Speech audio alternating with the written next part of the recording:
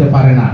তাই বিধায় আমরা এই স্যার আমাদের এখানে উপস্থিত রয়েছেন, আমাদের সরাসরি যারা স্যার ছিলেন, সরাসরি যাদের শাসনে স্যার। এরপরে আমাদের উপস্থিত রয়েছেন আমাদের একেবারে আমার কাছের স্যার, অনেকবার চ্যাম্পিয়ন হয়েছি, প্রতিবারই আমি ছিলাম। জাকির স্যার, জাকির স্যারের কথা বলতে গেলে আসলে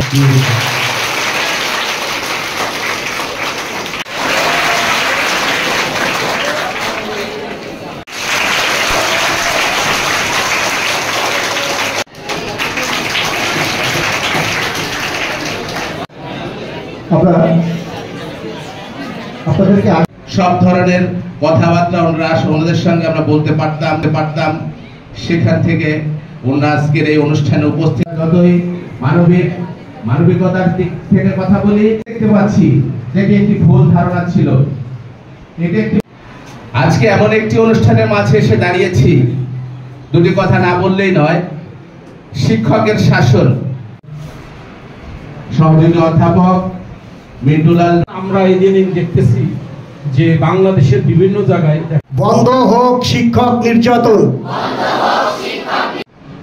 শিক্ষক একটু বাড়তি ভাবেই শাসন, লাঠি সোটা নিয়ে কলেজের ভিতরে দৌড়িয়ে গিয়ে মারামারি। যখন আমাকে শাসন করবে তখন আমার ভবিষ্যতের জন্যই ধরনের একটি অনুষ্ঠানে আমাকে বক্তব্য রাখতে হবে, এটি আসলে আমাদের জন্য দুঃখজনক।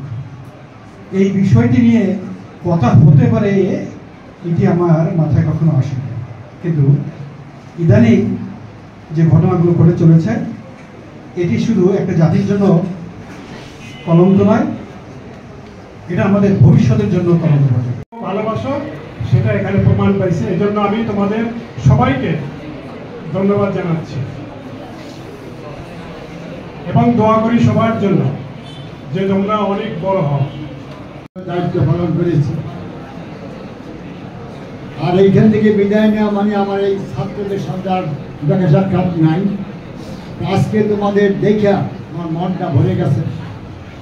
আমি 1966 সালে গ্রাজুয়েশন ডিগ্রি নিয়ে প্রথম শিক্ষকতা শুরু করি।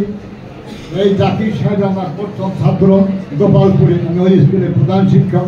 শাসন করতেন আমাদের, কিন্তু শারীরিকভাবে উনি অনেক সময় কোনো কিছু হইলে অনেক ছাত্রছাত্রী বা অনেকে মার। আমাদের এই আয়োজনটা শুধু কোটালীপাড়ার জন্য নয়, এই আয়োজনটা যাতে সারা বাংলাদেশে ছড়িয়ে দিতে পারি এবং শিক্ষকদের যে সম্মান, সেই সম্মানটুকু আমরা ফিরিয়ে দিতে পারি।